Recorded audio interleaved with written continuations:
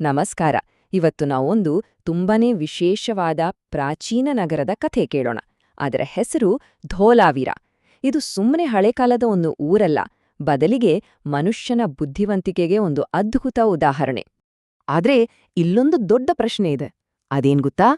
ನೀರೇ ಇಲ್ಲದ, ಸಂಪನ್ಮೂಲಗಳೇ ಕಡಿಮೆ ಇರೋ ಕಚ್ ಮರುಭೂಮಿ ಮಧ್ಯೆ ಒಂದು ನಗರ, ಅದು ಕೂಡ ಸುಮಾರು 1700 ವರ್ಷಗಳ ಕಾಲ ಹೇಗೆ ಅಷ್ಟೊಂದು ಚೆನ್ನಾಗಿ ಇರಲು ಸಾಧ್ಯವಾಯಿತು? ಈ ರಹಸ್ಯವನ್ನೇ ನಾವು ಇವತ್ತು ಭೇದಿಸೋಣ.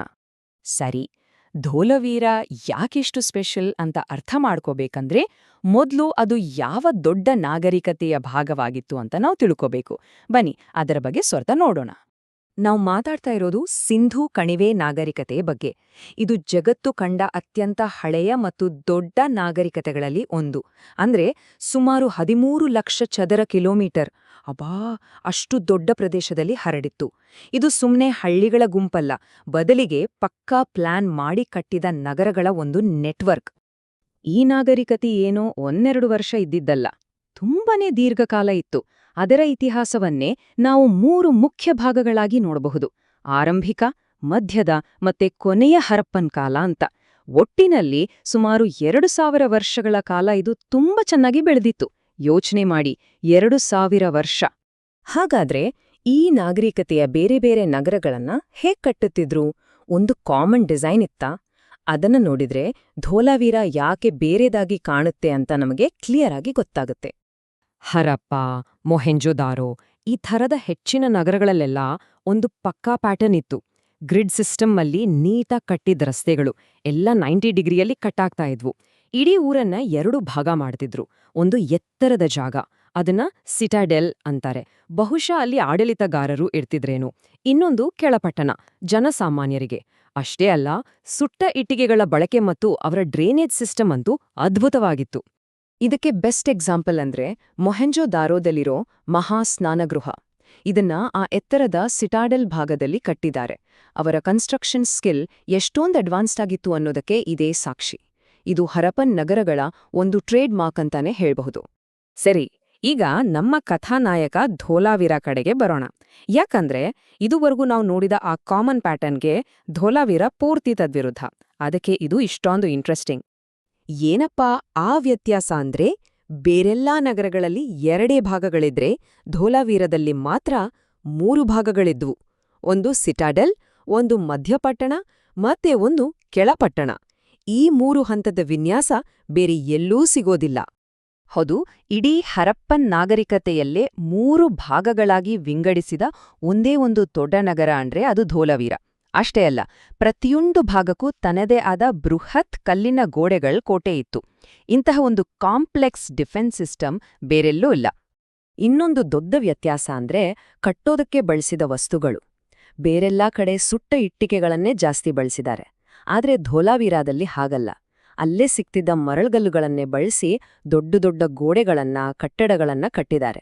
ಇದು ಕೂಡ ಧೋಲಾವೀರದ ಒಂದು ಸ್ಪೆಷಾಲಿಟಿ. ಇಷ್ಟೆಲ್ಲ ಆಯ್ತು, ಈಗ ಬರೋಣ ಧೋಲಾವೀರದ ಅಸಲಿ ಹೈಲೈಟ್ಗೆ. ಅದರ ಅತ್ಯಂತ ದೊಡ್ಡ, ಅತ್ಯಂತ ಅದ್ಭುತ ಸಾಧನೆ ಅಂದ್ರೆ ಅದರ ವಾಟರ್ ಮ್ಯಾನೇಜ್ಮೆಂಟ್ ಸಿಸ್ಟಮ್. ಅದಕ್ಕೆ ನೋಡಿ, ಧೋಲಾವೀರಗೆ ಜಲದುರ್ಗ ಅಂತಾನೆ ಹೆಸರು, ಅಂದ್ರೆ ನೀರಿನ ಕೋಟೆ. ಯಾಕೆಂದ್ರೆ ನೀರಿಗೆ ಬರ ಇರೋ ಕಚ್ ಪ್ರದೇಶದಲ್ಲಿ ಅವರು ಮಳೆ ನೀರಿನ ಒಂದೊಂದು ಹನಿಯನ್ನು ಉಳಿಸಿ ಅದನ್ನೇ ಬಳಸಿ ಬದುಕೋಕೆ ಒಂದು ಅದ್ಭುತವಾದ ಸಿಸ್ಟಮ್ ಕಟ್ಕೊಂಡಿದ್ರು. ಅವರ ಇಂಜಿನಿಯರಿಂಗ್ ಸ್ಕಿಲ್ಗೆ ಇದಕ್ಕಿಂತ ದೊಡ್ಡ ಬಿರುದು ಬೇಕಾ? ಅಲ್ಲಿನ ಜನ ಮಾನ್ಸೂನ್ನಲ್ಲಿ ಬೀಳೋ ಅಮೂಲ್ಯ ಮಳೆ ನೀರನ್ನ ಹಿಡಿದಿಡೋಕೆ ಒಂದಲ್ಲ ಎರಡಲ್ಲ ಬರೋಬ್ಬರಿ 16 ದೊಡ್ಡ ದೊಡ್ಡ ರಿಸರ್ವಾಯರ್ಗಳನ್ನ ಕಟ್ಟಿದ್ರು. ಹೌದು, 16. ಊಹಿಸೋಕಾಗತ್ತಾ?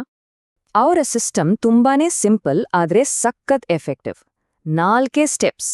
ಸ್ಟೆಪ್ 1, ಮಳೆ ನೀರನ್ನ ರಿಸರ್ವಾಯರ್ಗಳಲ್ಲಿ ಕಲೆಕ್ಟ್ ಮಾಡೋದು. ಸ್ಟೆಪ್ 2, ಆ ನೀರನ್ನ ಕಾಲುವೆಗಳ ಮೂಲಕ ಇಡೀ ಊರಿಗೆ ಸಪ್ಲೈ ಮಾಡೋದು. ಸ್ಟೆಪ್ 3, ನೀರು ವೇಸ್ಟ್ ಆಗಿ ಹರಿದು ಹೋಗ್ದ ಹಾಗೆ ಅಲ್ಲಲ್ಲಿ ಚೆಕ್ ಡ್ಯಾಮ್ಗಳನ್ನ ಕಟ್ಟೋದು.